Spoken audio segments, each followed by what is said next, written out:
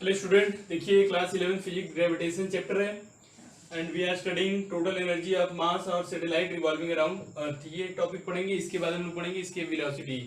तो देखिए कैसे होगा, आपने पढ़ा था, हमने ये वाला टॉपिक कंप्लीट कर लिया था, इसको पहले रिवाइज कर रहे हैं, फिर हम लोग इसके वेलोसिटी भी कंप्लीट करेंगे। तो देखिए हमने पढ़ा था कि ये कोई मास है, एम मास का सैटेलाइट होगा, यही सैटेलाइट है एक्चुअली, ठीक है। तो ये अर्थ के अराउंड जो are E plus H radius, ये टोटल जो यहाँ पे अगर इस पॉइंट को पी बोल दें और इसको, तो ओ पी की वैल्यू हम लोग लिख सकते हैं R is equal to R E plus H, ऐसे लिख सकते हैं। तो ये आर रेडियस के सर्कल पे ऐसे रिवॉल्व कर रहा है, ठीक है। तो यहाँ पे इसके पास कितनी टाइप की एनर्जी है, तो यहाँ पे इसके पास जो एनर्जी है वो पोटेंशियल एनर्जी है। क्यों है पोटेंशियल एनर्जी? क्योंकि ये अर्थ की ग्रेविटेशनल फील्ड में है, because it is in earth gravitational field.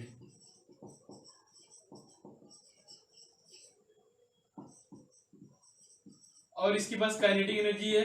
क्यों है? Because it is in motion. तो यहाँ पे देख सकते हैं ये दो टाइप की एनर्जी है, एक तो ग्रेविटेशनल फील्ड है तो इसके पास पोटेंशियल एनर्जी होगी, ग्रेविटेशनल फील्ड के अंदर है इसलिए, और मोशन में इसलिए काइनेटिक एनर्जी होगी। तो टोटल एनर्जी जो है उसके लिए अगर हम लोग देखें तो इसकी टोटल एनर्जी कितनी हो जाएगी, तो टोटल एनर्जी इसकी हो जाएगी kinetic energy plus potential energy, ठीक है। तो ये हो जाएगा। अब हम लोग टोटल एनर्जी का फॉर्मूला फाइंड आउट कर देते हैं, तो इसको इरेज करके अब आगे प्रोसीड कर रहे हैं हम। तो अब देखिए क्या होगा, total energy is equal to होगा kinetic energy plus potential energy, ठीक है। तो अब देखिए पोटेंशियल एनर्जी कितनी होती है, पोटेंशियल एनर्जी होगी यहाँ पे minus G M E into M by small R, equation number 1। अब देखिए क्यों होगा ऐसा, क्योंकि ये जो मास m है ये अर्थ की ग्रेविटेशनल फील्ड में, तो और इस अर्थ के सेंटर से इसकी डिस्टेंस स्मॉल r। तो यहाँ पे अगर आपने पढ़ा था, if two objects are here, if these are two masses m1 and m2 are distance small r, then gravitational potential energy of this system is minus G m1 m2 by r। यही formula हमने derive किया था, ये है m1 ये है m2, ठीक है। तो यहाँ पे एक मास है अर्थ और दूसरा स्मॉल m, तो यहाँ potential energy is equal to minus G M M by R हो जाएगा, इक्वेशन नंबर 1, ठीक है। तो ये तो अब हमें काइनेटिक एनर्जी की रिक्वायरमेंट है, तो देखते हैं एंड काइनेटिक एनर्जी कितनी होगी, तो kinetic energy half M B square होती है, आपको पता है। यहाँ पे m क्या है, तो यहाँ पे m होता है उस ऑब्जेक्ट का मास जो कि सर्कुलर मोशन करता है, तो यहाँ पे सैटेलाइट का मास m है, तो हाफ एम बी स्क्वायर हो गया ये, ठीक है। तो अब ये इक्वेशन नंबर 2 हो गया। अब इन दोनों को हमको ऐड करना है। अब देखिए G M E M by R के फॉर्म में, ये एम बी स्क्वायर के फॉर्म में, अगर इन दोनों को डायरेक्ट ऐड करते हैं तो हमको कुछ खास रिजल्ट नहीं मिलने वाला है। तो अब इसको थोड़ा सा इस फॉर्म में चेंज करेंगे हम लोग, मतलब इक्वेशन 2 को जी अर्थ रेडियस स्मॉल एम और इस फॉर्म में चेंज करेंगे। तो देखते हैं कि चेंज करेंगे तो क्या आएगा, ठीक है। तो आप वीडियो को पॉज करके नोट करते चलिए साथ में।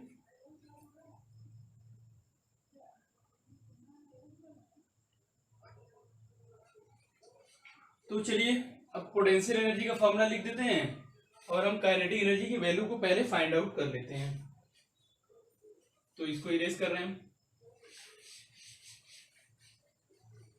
तो देखिए हमारे पास जो पोटेंशियल एनर्जी है, पोटेंशियल एनर्जी है वो minus G M E M upon R, ये है equation number 1। And kinetic energy जो है ये है half M V square, equation number 2। But हमको हाफ एम बी स्क्वायर की वैल्यू फाइंड आउट करना है, तो हम क्या लिखेंगे, वी नो दैट हम लोग क्या जानते हैं, हम लोग जानते हैं। अब यहाँ पे देखिए, क्योंकि ये पार्टिकल सर्कुलर मोशन, ये मास सर्कुलर मोशन यहाँ पे कर रहा है आर रेडियस की सर्कल पे, ठीक है, और इन दोनों मासेस के बीच ग्रेविटेशनल फोर्स ऑफ अट्रैक्शन भी लग रहा है। तो हम लोग यहाँ पे लिख सकते हैं F centripetal is equal to F gravitation. तो एफ सेंट्रीपिटल कितना है, M V square upon R है, centripetal force is equal to capital G M E M upon R square है, M B square upon R, your G M M by R square है, ये दोनों equal हो जाएंगे। यहाँ से आप v की value half M B square की वैल्यू फाइंड आउट करिए, ये कैंसिल हुआ, ये M V square is equal to G M E M मिलेगा यहाँ से अपॉन आर भी आएगा। देखिए यहाँ पे m कैंसिल कर सकते थे आप, बट हमको यहाँ पे एम बी स्क्वायर चाहिए, इसलिए m को कैंसिल नहीं कर रहे हैं। ठीक है, इसको इक्वेशन नंबर 3 लिख सकते हैं। अब आप चाहे तो यहाँ पे हाफ से दोनों तरफ मल्टीप्लाई कर सकते हैं, तो यहाँ पे आप लिख सकते हैं 1/2 M V square is equal to 1/2 times G M E M upon R. ठीक है, तो इस वाले को हम इक्वेशन नंबर 3 कर देते हैं। तो देखिए ये काइनेटिक एनर्जी है 1/2 M V square is equal to 1/2 G M E M by R, equation number 3।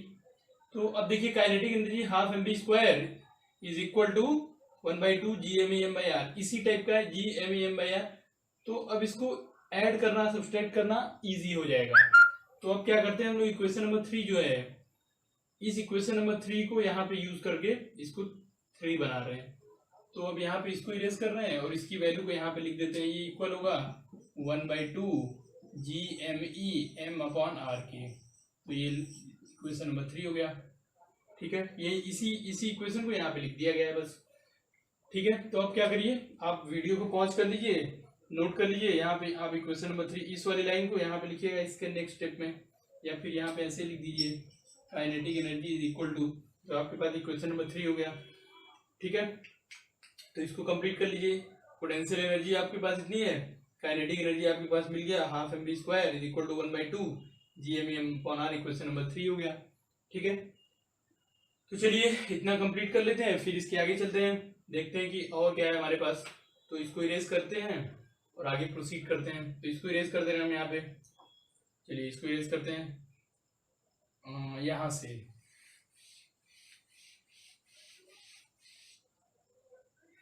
तो देखिए काइनेटिक एनर्जी हमको कितना मिला है, काइनेटिक एनर्जी मिली है 1/2 G M E M upon R, equation number 2। Now total energy is equal to है kinetic energy plus potential energy. ठीक है, इतनी है। तो अब देखिए काइनेटिक एनर्जी का इतना फॉर्मूला है, ये पोटेंशियल एनर्जी का। तो काइनेटिक एनर्जी कितनी है 1/2 G M E M upon R plus potential energy है minus G M E M upon R. देख लीजिए ये kinetic energy 1/2 G M E M by R plus potential energy है minus G M E M upon R. तो इन दोनों में से कॉमन फैक्टर है G M E M upon R. यहाँ देखिए ये पार्ट कॉमन है जो कि इसमें G M E M upon R, यहाँ पे ये -1 बचेगा। ठीक है, तो जब आप यहाँ से कॉमन करेंगे G M E M upon R, यहाँ से भी G M E M upon R, तो यहाँ से 1/2 और यहाँ से -1 बचेगा। तो आप लिख सकते हैं यहाँ पे G M E M upon R is, यहाँ पे ब्रैकेट में मिलेगा 1/2 -1। ठीक है, इन सब्सट्रैक्शन की वैल्यू मिलेगी -हाफ। देखिए ये -1 है, ये हाफ है, तो ये -1/2, तो ये -1/2 आएगा G M E M upon R. ये टोटल एनर्जी का फॉर्मूला हो गया। ठीक है, ये हो गया टोटल एनर्जी का फॉर्मूला। तो अब देखिए ये जो रिवॉल्विंग सैटेलाइट है जिसका मास है मैं यहाँ पे, इसकी जो टोटल एनर्जी है,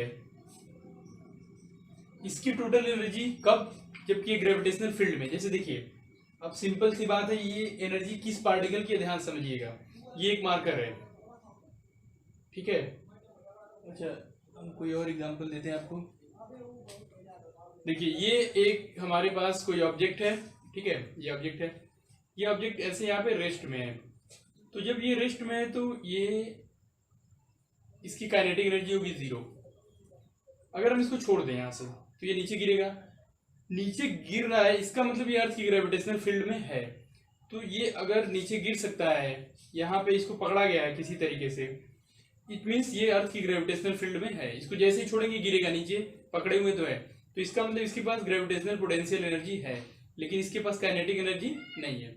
अब देखिए, अब ये ऐसे चल रहा है, ये ऐसे इसको मूव कर रहे हैं ऐसे ऐसे, तो ये अर्थ की ग्रेविटेशनल फील्ड में तो है ही है क्योंकि उसी हाइट पे है और मोशन में भी है।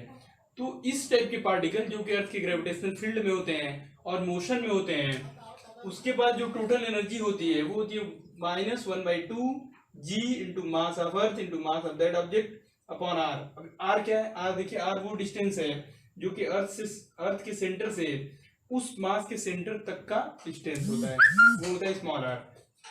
तो यहाँ पे आपको total energy is equal to -1/2 g/m/r मिल रहा है। ये टोटल एनर्जी का फॉर्मूला है। ओके, तो आई होप कि आपको ये बात समझ में आ गई है। तो ये बहुत इंपॉर्टेंट है टोटल एनर्जी का फॉर्मूला, क्योंकि gravitational potential energy plus kinetic energy के रिजल्ट से मिल रहा है यहाँ पे। तो ये इक्वेशन नंबर हो गया 4, ठीक है, इसको 3 किया था हमने पहले, तो ये 4 हो गया। यही 4 वो फाइनल इक्वेशन है जिसकी हमें रिक्वायरमेंट थी, जिसको हम ढूंढ रहे थे। तो ये फाइनल जो आपको टोटल पोटेंशियल एनर्जी मिल गई है, सॉरी टोटल एनर्जी मिल गई है, इसको नोट कर लीजिए। तो अब इसी कॉन्सेप्ट के बाद हम लोग डिराइव कर पाएंगे फार्मूला एस्केप वेलोसिटी का, ठीक है। तो आप इसको नोट कर लीजिए जल्दी से, वीडियो को पॉज करके, फिर हम लोग आगे बढ़ते हैं नेक्स्ट टॉपिक की तरफ जो है एस्केप वेलोसिटी।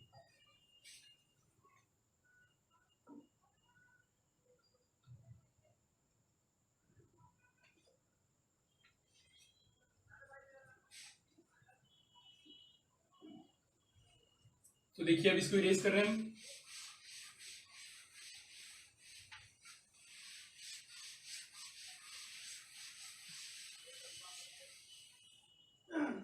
तो जो हमारा नेक्स्ट टॉपिक है वो है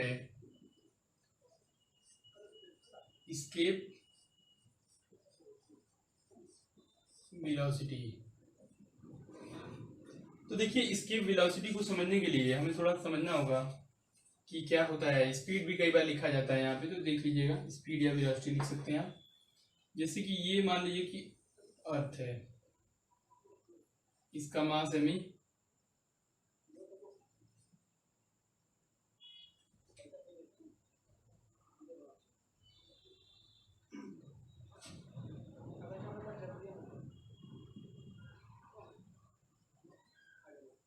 देखिए अब ये अर्थ का ग्रेविटेशनल फील्ड, तो अगर आप फील्ड के अंदर हैं तो आपके पास कुछ ना कुछ पोटेंशियल एनर्जी होगी, ठीक है, ये जीरो नहीं है।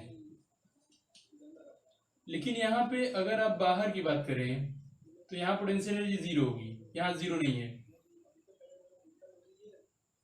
तो मान लीजिए कि अर्थ सरफेस है, यहाँ पे कोई ऑब्जेक्ट सरफेस पे जिसका मास m है, इसको अगर इस सरफेस से, ये पॉइंट P है, इसको उठा के अगर यहाँ पे ले आए हम, ये पॉइंट Q है, तो यहाँ पे इसकी पोटेंशियल एनर्जी तो जीरो नहीं है इस पॉइंट पे। तो इस पॉइंट पे पोटेंशियल एनर्जी को सपोज कर रहे हैं कि यहाँ पे पोटेंशियल एनर्जी है E1 और यहाँ पे E2 है। तो यहाँ E2 तो जीरो होगी लेकिन E1 जीरो नहीं होगी। तो अब E1 कितना होगा, E2 कितना होगा, ये देखते हैं। तो अब अगर इस पार्टिकल को यहाँ से यहाँ तक ले जाना है, इट मीन्स हमको क्या करना होगा, हमको इसकी टोटल एनर्जी, ये जो पोटेंशियल एनर्जी, क्योंकि ये रेस्ट में है तो इसके पास काइनेटिक एनर्जी तो नहीं है, तो इसकी काइनेटिक एनर्जी जीरो है, लेकिन इसकी पोटेंशियल एनर्जी कुछ ना कुछ है जो जीरो नहीं है। तो अगर इसकी टोटल एनर्जी जीरो करना है तो इसको हमें उतना ही एनर्जी इसमें ऐड करना होगा, क्योंकि इसकी पोटेंशियल एनर्जी यहाँ पे नेगेटिव होगी, ठीक है। तो इट मीन्स अगर आप देखें तो इस पार्टिकल के लिए जो पॉइंट P पे है, इसके लिए हम अगर इक्वेशन लिखना चाहें तो इसके लिए हम लोग लिख सकते हैं kinetic energy plus potential energy is equal to, अगर इसकी जीरो हो जाए तो ये कहाँ पे पहुंच जाएगा, तो ये है एट Q। लेकिन अगर kinetic energy plus potential energy zero नहीं है, तो जीरो नहीं होने का मतलब ये इन्फिनिटी पे नहीं है। अब ये इसी के अंदर कहीं भी हो सकता है, कहीं भी हो सकता है, हम श्योर नहीं इसके बारे में, ये कहाँ पे है, हो सकता है इसकी काइनेटिक एनर्जी जीरो हो जाए, ये इसके बारे में हम श्योर नहीं है। काइनेटिक एनर्जी अगर जीरो है तो इट मीन्स पार्टिकल जो है पी एम जो है ये रेस्ट में होगा, so M is in rest, M rest में होगा। अगर काइनेटिक एनर्जी जीरो नहीं है तो एम क्या होगा, मोशन में होगा, ठीक है। तो एम रेस्ट में होगा, एम मोशन में होगा, ये चीज आप ध्यान रखेंगे।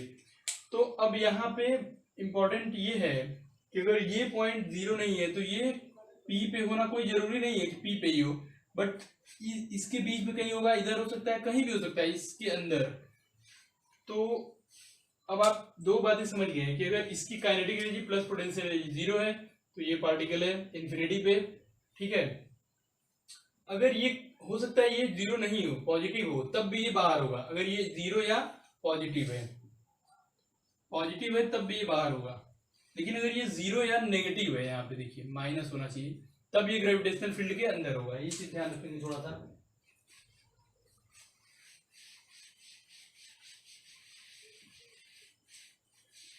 अब देखिए डिस्कशन हमारा मेन जो है वो पोटेंशियल एनर्जी पे है, काइनेटिक एनर्जी पे हमारा मेन डिस्कशन नहीं है यहाँ पे, क्योंकि हमारा पार्टिकल एम सरफेस पे रेस्ट में है।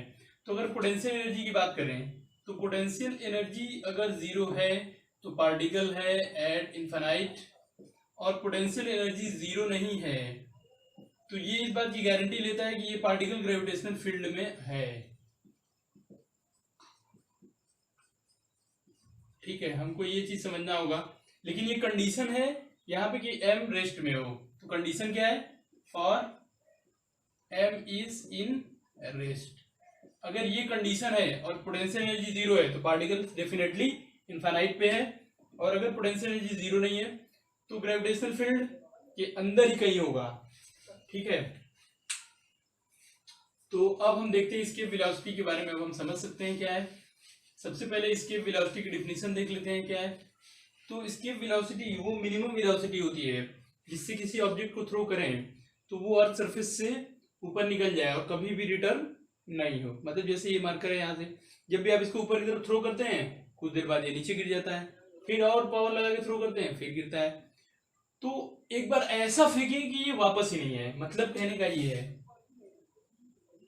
देखिए यहां से अगर इस ऑब्जेक्ट को ऐसे थ्रो करेंगे आप तो यहाँ रह जाएगा तो ये वापस गिरेगा, यहाँ तक आएगा तब भी गिरेगा, यहाँ पे आएगा तब भी गिरेगा। लेकिन अगर इससे बाहर आ जाए तो ये वापस नहीं गिरेगा कभी। तो करना ये है कि इस ऑब्जेक्ट एम को, जो एम मास का है, इसको थ्रो करके यहाँ पे ले आना है, ठीक है। तो इसी चीज को यहाँ पे इधर बनाया गया है। जब आप इधर खड़े होंगे इधर जा सकते हैं, यहाँ से नीचे फेंक सकते हैं, यहाँ से इधर फेंक सकते हैं, किसी भी एक पर्टिकुलर डायरेक्शन में आप इसको फेंक सकते हैं। तो अब देखिए इसी तरह आपको बता दे रहे हैं। मान लीजिए कि यहाँ पे है तो इसकी एनर्जी है E1, ये एनर्जी डेफिनेटली नेगेटिव में आएगी, ठीक है, जब ये सरफेस पे है। अब इसको यहाँ पे फेंकना है, इसकी एनर्जी E2 क्या होगी, 0। तो नेगेटिव होने का मतलब है कि इसमें कुछ एनर्जी हम ऐड करेंगे तब ये 0 होगा। तो इसका मतलब इस पार्टिकल को एनर्जी देना होता है इसको इनफाइनाइट तक ले जाने के लिए। वैसे भी हमें पता है, देखिए ये मार्कर है, इसको अगर हमें इन्फिनिटी ले जाना है तो हमको इसमें एनर्जी देनी होगी। मतलब हमें अपनी मस्कुलर एनर्जी या फिर आप अपनी एनर्जी पर्टिकुलर जो भी है यूज करेंगे। किसी मशीन के थ्रू फेंक सकते हैं तो मैकेनिकल एनर्जी यूज करेंगे इसको थ्रो करने के लिए इनफाइनाइट तक, ठीक है। तो यहाँ पे देखिए ये माइनस है, इसमें कुछ एनर्जी ऐड करेंगे, ये एनर्जी टोटल 0 हो जाएगी और इसका मतलब ये क्या होगा, इनफाइनाइट पे पहुंच जाएगा। तो इसकी वेलोसिटी क्या होती है, अब देखिए इसकी वेलोसिटी ऐसी वेलोसिटी है और मिनिमम है जिससे इस मार्कर को हम फेंके तो ये अर्थ की ग्रेविटेशनल फील्ड को क्रॉस कर जाए, मतलब कभी वापस नहीं आए। तो ऐसी वेलोसिटी हो सकती है बट उसकी वैल्यू बहुत हाई है। उसको कैलकुलेट करेंगे हम लोग कितनी है, तो उसके लिए सबसे पहले हम लोग फॉर्मूला डिराइव कर लेते हैं, ठीक है। तो देखिए मान लीजिए कि ये मार्कर यहाँ पे है तो इसकी पोटेंशियल एनर्जी है E1, इनफाइनाइट पे जाएगा तो E2 होगा। तो आप इसमें जो एनर्जी ऐड कर रहे हैं मस्कुलर, वो किस फॉर्म में कर रहे हैं, ध्यान सोचिए किस फॉर्म में कर रहे हैं। हाँ, काइनेटिक एनर्जी की फॉर्म में आप कर रहे हैं उसको ऐड। तो अगर आप इसको लिख सकते हैं, देखिए E1 एनर्जी है, इसमें कुछ काइनेटिक एनर्जी ऐड कर दें तो ये कितना हो जाए, E2 का मतलब ये 0 हो जाए। तो E1 plus something is equal to, अगर 0 हो जाए तो जो आएगा इस काइनेटिक एनर्जी की, जब इसको देंगे तो उसको कुछ वेलोसिटी मिलेगी, क्योंकि kinetic energy is equal to half mv² होता है। तो जो वेलोसिटी होगी वही क्या होगी, वही हो जाएगी एस्केप वेलोसिटी, जिससे वो क्रॉस कर जाएगा ग्रेविटेशनल फील्ड को, ठीक है। तो आई होप कि आपको ये बात समझ में आ रही है। तो अब आप क्या करेंगे, फॉर दिस पर्पज अब हम लोग कॉन्सेप्ट यूज करेंगे। For this purpose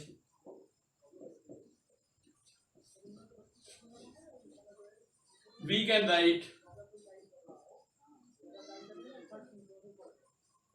E1 plus K1 is equal to E2, where E1 क्या है, पोटेंशियल एनर्जी एट सरफेस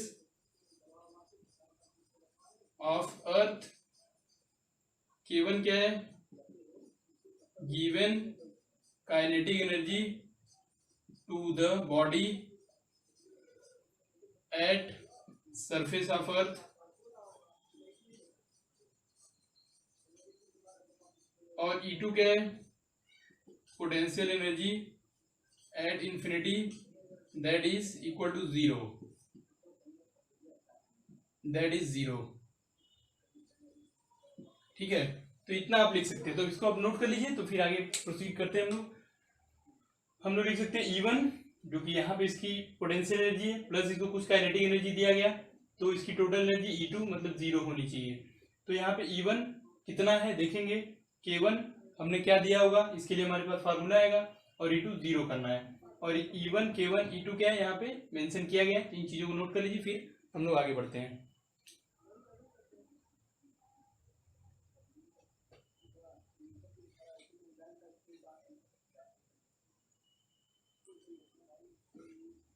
तो आई होप कि आपने इन चीजों को नोट कर लिया है। ठीक है, वीडियो को पॉज करके भी आप नोट कर सकते हैं। ठीक है, फिर इसको हम इरेज कर रहे हैं।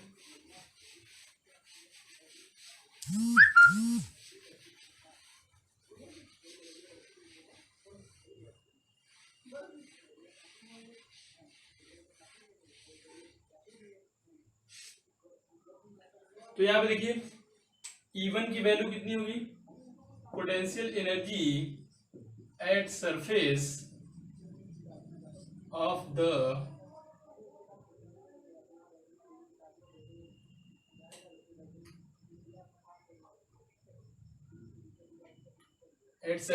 अर्थ कितनी होगी, इस सरफेस पे कितनी होगी पोटेंशियल एनर्जी। देखिए E1 जो है ये होगा, इन दोनों के बीच का डिस्टेंस है RE की, देखिए ये यहाँ पे है और ये सरफेस पे है, तो ये होगा minus G mass of earth into mass of object upon radius. ठीक है, ये E1 हो गया, इक्वेशन नंबर 1। अब देखिए इस मास को जो भी एनर्जी दिया गया है, so since m is equal to mass of object, ये m मास है ऑब्जेक्ट का, and let ve is equal to velocity given to the object,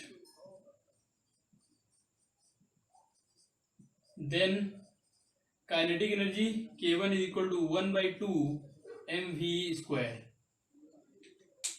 अब देखिए अगर इस वेलोसिटी को यहाँ पे देने से ये पार्टिकल रिटर्न नहीं होता है, तो यही वेलोसिटी हो जाती है एस्केप वेलोसिटी। ठीक है, और अगर वापस आ गया तो एस्केप नहीं होगी, तो हम लोग मान रहे हैं कि इससे ये वापस नहीं आएगा। ठीक है, तो अगर पार्टिकल रिटर्न नहीं होगा तो v एस्केप वेलोसिटी हो जाएगी। तो ये हो गया इक्वेशन नंबर आपका, ये हो गया 2। ठीक है, तो आपको E1 मिल गया, K1 मिल गया, और E2 and for in case of infinity, in case of infinity E2 must be 0। यहाँ पे बाहर ग्रेविटेशनल फील्ड के बाहर जो भी पोटेंशियल एनर्जी ऑब्जेक्ट की होगी वो 0 होनी चाहिए। तो अब इन सभी चीजों का यूज करके हम लोग इसकी वेलोसिटी फाइंड आउट करेंगे। तो चलिए देखते हैं, आप वीडियो को पॉज कर लीजिए और इसको नोट कर लीजिए, तो फिर आगे बढ़ते हैं हम लोग। ठीक है, तो चलिए इसको हम इरेज कर रहे हैं, आप वीडियो को पॉज करके नोट करिए। तो इसको इरेज कर रहे हैं हम।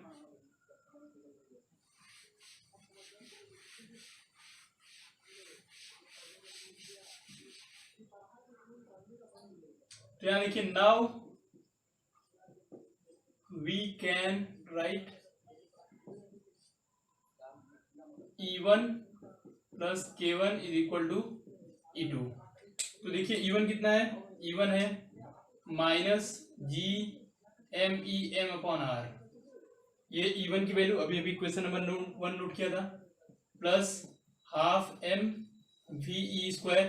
ई सब्सक्रिप्ट इसलिए यूज किया गया है क्योंकि इसको एस्केप वेलोसिटी बोल रहे हैं, इज इक्वल टू 0। E2 यहाँ पे 0 होना चाहिए, तो यहाँ पे आप लिख सकते हैं 1/2 mve² is equal to GMEM/R। R E, radius of earth. यहाँ से देखिए मास कैंसिल होगा और 2 इधर क्रॉस मल्टीप्लाई होगा, तो आप लिख सकते हैं 1/2 VE² is equal to GME upon RE लिख सकते हैं। यहाँ 2 इधर मल्टीप्लाई होगा तो VE is equal to 2 GME upon RE लिख सकते हैं। ये देखिए V², तो इसके वेलोसिटी का जो स्क्वायर है वो 2 टाइम्स GME बाई RE है। इसको थोड़ा सा और सॉल्व करेंगे, ठीक है, आगे प्रोसीड करेंगे। तो इससे पहले कि आप इसको नोट कर लीजिए, देखिए बहुत इंपॉर्टेंट फार्मूला है, तो आप इसको जरूर नोट करिए, पॉज करके वीडियो को कंप्लीट करिए।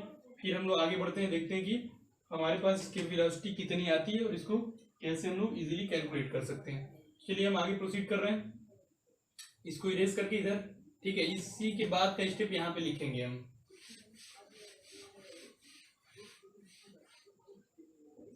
तो अब देखिए यहाँ पे कितना आएगा, यहाँ पे हमारे पास है VE² इज इक्वल टू है 2 GME अपॉन RE।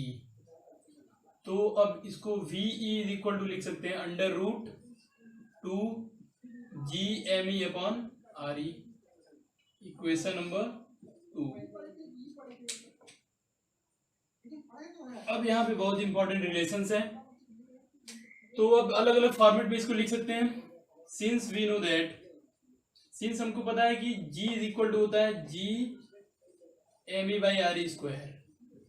तो यहाँ देखिए GME बाई RE की वैल्यू चाहिए हमको, मतलब यहाँ पे G इंटू RE लिखें तो यहाँ पे हमको मिलेगा GME अपॉन RE।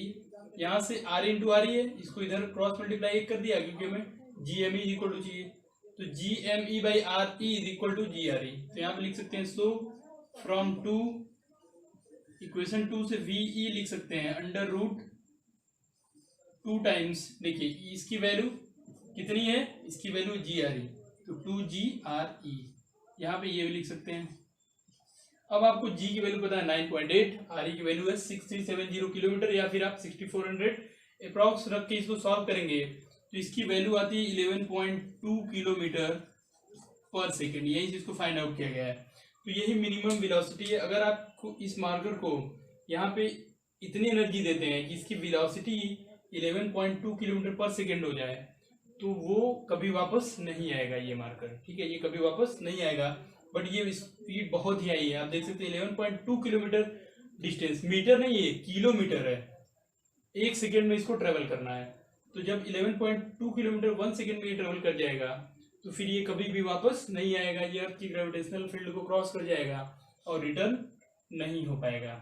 तो ये आपके पास मिल जाता है इसके वेलोसिटी का फार्मूला, और ये है फार्मूला, इसको चेंज किया गया इस फॉर्म में और यहाँ से इसको कैलकुलेट किया गया 11.2 किलोमीटर आपका आ गया पर सेकेंड, ठीक है।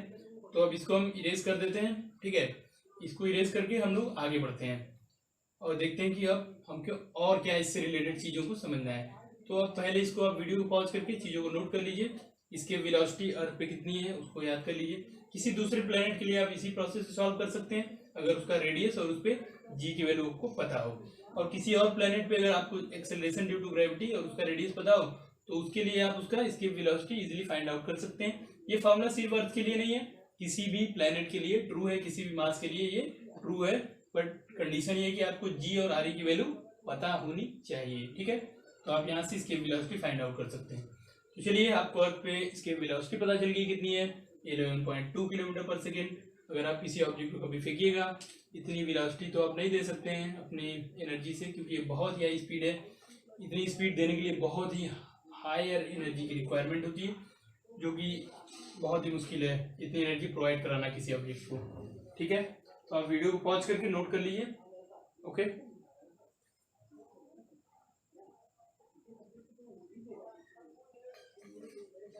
तो अब क्या करना है, अब आपको ये करना है कि आपको बुक में बहुत सारे न्यूमेरिकल दिए हुए हैं, उसको आपको सॉल्व करना है, ठीक है। इस फॉर्मूले पे जितने भी न्यूमेरिकल क्वेश्चन दिए हुए हैं कोशिश करिए सॉल्व करिए, फॉर्मूले का यूज करिए, चीज़ों को समझिए करिए। सिंपल है, बहुत डिफिकल्ट नहीं है चीज़ों को समझना। जितना ज़्यादा न्यूमेरिकल आप सॉल्व करेंगे उतना ही ज़्यादा आपको कॉन्सेप्ट क्लियर और होगा, ओके। तो ठीक है, फिर इसको कंप्लीट करिए, फिर हम लोग आगे पढ़ेंगे। नेक्स्ट टॉपिक हमारा जो है relation between orbital velocity and escape velocity, और उसके बाद कुछ Kepler's law of planetary motion से रिलेटेड चीज़ें हैं उसको भी कंप्लीट करेंगे।